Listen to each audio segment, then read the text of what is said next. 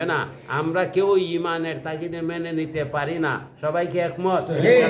কাজে আমি আর কথা বাড়াইতে চাই না। সবাইকে আন্তরিকভাবে ধন্যবাদ জানাই। বিশেষ করে আবারও প্রশাসনকে আমি জানাইয়ে দিতে চাই যে গিয়াসউদ্দিন তাহিরের উপর কোনো প্রকার ষড়যন্ত্র আমরা মেনে নেব না। প্রশাসন আপনারা বুঝে নেবেন যে গিয়াসউদ্দিন তাহিরের উপরে যদি কোনো ষড়যন্ত্র করা হয় সেটা প্রতিফল ভালো হবে না। আমি আর কথা বাড়াইতে চাই না।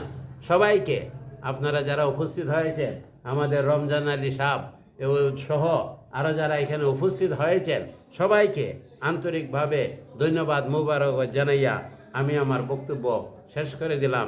এখন আপনাদের সামনে বক্তব্য রাখবেন আজকের সংগঠনের সভাপতি, আমাদের চুনারগাঁ সদর হাজী আলিমুল্লাহ আলিয়া মাদ্রাসার সহকারী অধ্যাপক আলহাজ মৌলানা শেখ মোহাম্মদ মুশাহিদ আলী। তারপরে বক্তব্য রাখবেন আমাদের এই সংগঠনের সেক্রেটারি জনাব মৌলানা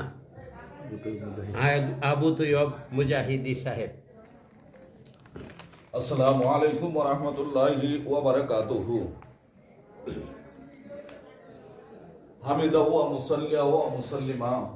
সম্মানিত হাজিরিন, আহলে সুন্নাত ওয়াল জামাতের প্রেমিক, নবী প্রেমিক, নূর নবী সাল্লাল্লাহু আলাইহি ওয়াসাল্লাম, আশিক উলামায়ে কেরাম, আমরা এই যুগের প্রেক্ষাপটে পরিবর্তিত বাংলাদেশের পরিস্থিতিতে এবং সুন্নি জনতার ঈমান আমল অটুট এবং অক্ষুণ্ণ রাখার জন্য নিবেদিত চেষ্টা করণার্থে আজ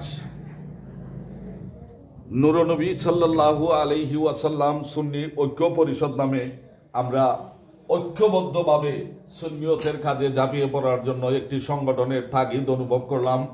তাই হবিগঞ্জ পুরাতন জামে মসজিদ প্রাঙ্গণে আমরা উলামায়ে কেরাম জড়ো হয়ে আজ আমরা এই সংগঠনের কার্যনির্বাহী পরিষদ এবং উপদেষ্টা পরিষদের বিশেষ বিশেষ ব্যক্তিত্ব এবং উলামায়ে কেরামের নাম ঘোষণা করলাম।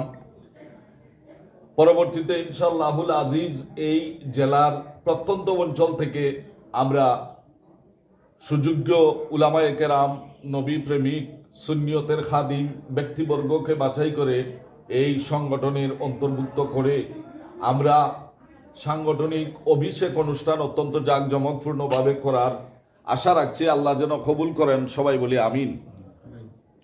সম্মানিত হাজিরিন, বিশেষ করে আমাদের বাংলাদেশের এই পরিবর্তিত প্রেক্ষাপটে আমরা যে